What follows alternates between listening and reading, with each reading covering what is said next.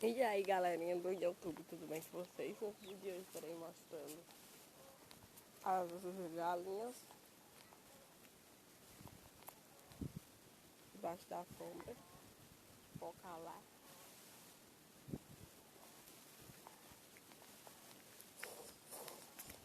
Aqui estão eles. O galo já operou algumas feridas que tem no pé dele, já está até cruzando. Aí tá os patos com galinha pinto. Essa é uma fêmea pretinha, essa também, e aquele é o machinho. Talvez deixe algum para reproduzir, aí tá os patos. Ali tá um frango, que tá as aves, os pelos que tá de baixo.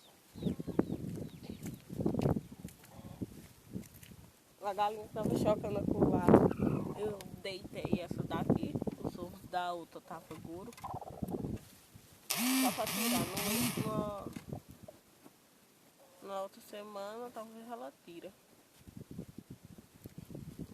Aí ó, de sol e de chuva. Esse dia não choveu, mas os outros choveu. Não quebrou nenhum ovo, tá todos 12. Aqui tá até os ovinhos da Galizé pra tirar. Tem mais um da Galizé. Vamos ver aí quantos a gente vai tirar, né? Aí é a minha pedreirinha de amarela. Chamo ela de ouro. Onde foi? Espero que vocês tenham gostado, né? Tem limão pra tratar de doença no coxo.